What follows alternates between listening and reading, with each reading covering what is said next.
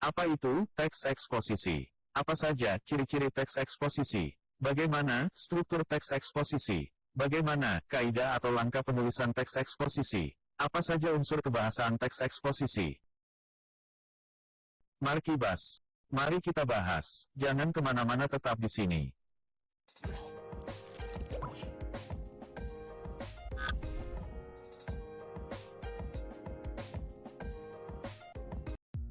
Pengertian teks eksposisi. Teks eksposisi adalah paragraf atau karangan yang terkandung sejumlah informasi dan pengetahuan yang disajikan secara singkat, padat, dan akurat. Pendapat lain menyatakan bahwa teks eksposisi adalah jenis atau ragam teks yang memiliki fungsi menyampaikan gagasan-gagasan berupa pemikiran tentang suatu topik. Paragraf eksposisi ini bersifat ilmiah atau dapat dikatakan non-fiksi. Ragam teks eksposisi ini sering digunakan dalam konteks komunikasi sehari-hari secara lisan maupun tulisan. Misalnya, ketika kalian melakukan diskusi dalam forum seminar, seseorang yang menyampaikan argumen dalam debat pendapat, dan sebagainya. Untuk memperjelas uraian, dapat dilengkapi dengan grafik, gambar, atau statistik. Sebagai catatan, tidak jarang eksposisi ditemukan hanya berisi uraian tentang langkah atau cara, ataupun proses kerja. Eksposisi demikian lazim disebut paparan proses. Teks eksposisi layaknya teks yang lain, yakni memiliki struktur. Ciri-ciri teks eksposisi. Ciri umum teks eksposisi, yaitu 1. Singkat. 2. Padat. 3. Akurat. 4.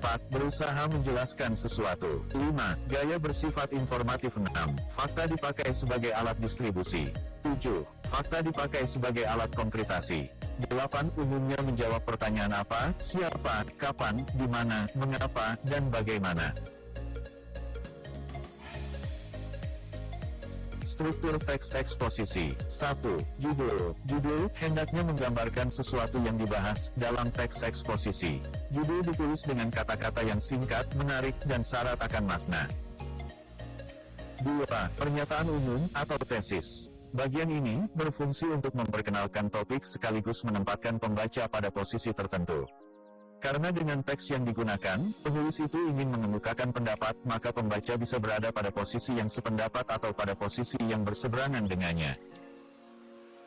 3. Argumentasi atau alasannya. Bagian dari teks eksposisi adalah argumen atau alasan. Panjang dan pendeknya bagian ini, tergantung pada jumlah argumen yang telah kalian kenalkan secara garis besar di dalam pernyataan umum, kemudian kalian menyebutkan ulang dan menjabarkan argumen tersebut dalam paragraf-paragraf.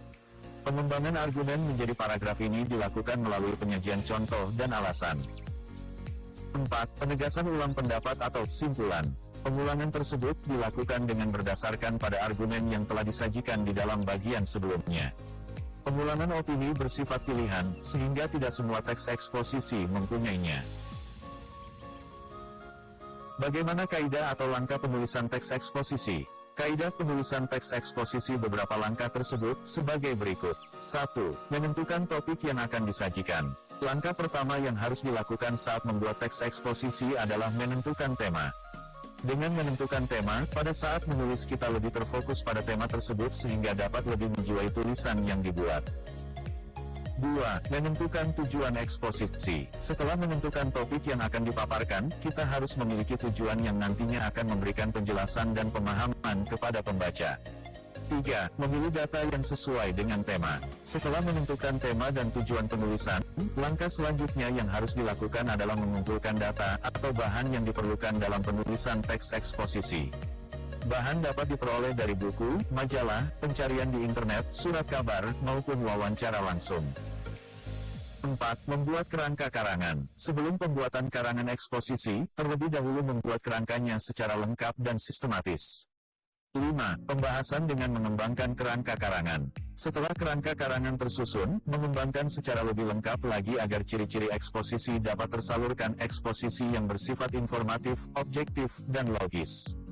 Dalam karangan ini, pengarang lebih menjelaskan maksud dari topiknya itu, dengan menyertakan bukti-bukti yang konkret sebagai penunjang dari pembahasan itu.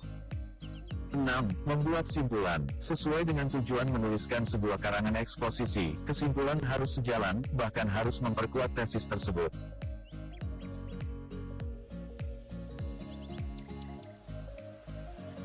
Terakhir, apa saja unsur kebahasaan teks eksposisi? Unsur kebahasaan teks eksposisi. 1. Pronomina. Pronomina atau kata ganti adalah jenis kata yang menggantikan nomina atau frasa nomina. Pronomina dapat diklasifikasikan menjadi dua macam, yaitu pronomina persona dan pronomina non-persona. Pronomina persona, kata ganti orang, yaitu persona tunggal. Contohnya seperti ia, dia, anda, kamu, aku, saudaranya, muku, si, dan persona jamak. Contohnya seperti kita, kami, kalian, mereka, hadirin, para. Pronomina non-persona, kata ganti bukan orang, yaitu pronomina penunjuk. Contohnya seperti ini, itu, sini, situ, sana. Dan pronomina penanya, contohnya seperti apa, mana, siapa. 2. Nomina dan verba. Nomina, kata benda, merupakan kata yang mengacu pada benda, baik nyata maupun abstrak. Dalam kalimat berkedudukan sebagai subjek. Dilihat dari bentuk dan maknanya, ada yang berbentuk nomina dasar maupun nomina turunan.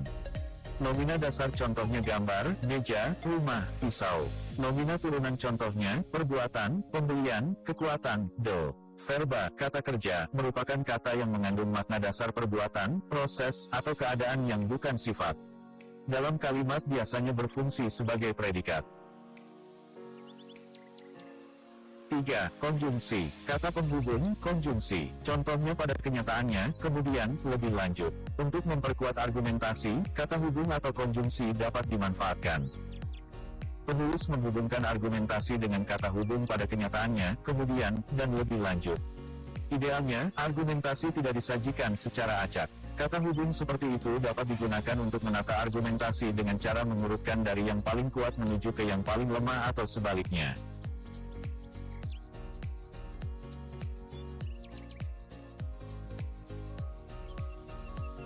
Manfaat bursa efek pada umumnya terdapat peranan besar atas pasar modal yang meliputi dua hal, yaitu pertama, menjadi tempat pertemuan untuk dapat memperoleh informasi mengenai keadaan pasar efek.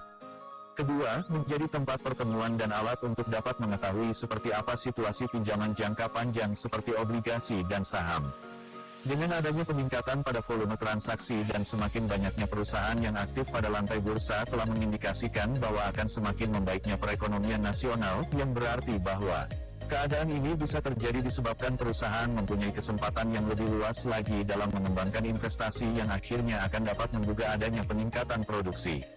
Semakin meningkatnya kemampuan beli masyarakat, berarti terdapat peningkatan produksi yang pada gilirannya akan dapat menciptakan sebuah lapangan kerja dan secara sekaligus terjadi pemerataan ekonomi kerakyatan, serta dapat meningkatkan laju pertumbuhan ekonomi.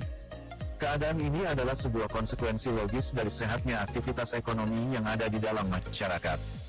Teks tersebut memiliki struktur teks eksposisi. Pertama, judul teks tersebut dibuat singkat, menarik, dan syarat akan makna, yaitu manfaat bursa efek. Kedua, terdapat pernyataan umum. Terletak pada kalimat pertama dan kedua. Ketiga, terdapat argumen-argumen penulis yang terdapat pada kalimat ketiga. Keempat, terdapat kesimpulan, yaitu terletak pada kalimat terakhir. Sekian, video pembelajaran kali ini. Semoga bermanfaat. Tulis di kolom komentar pelajaran apa yang ingin kita bahas di video selanjutnya. Dan jangan lupa klik tombol suka dan juga subscribe. Terima kasih, sampai jumpa.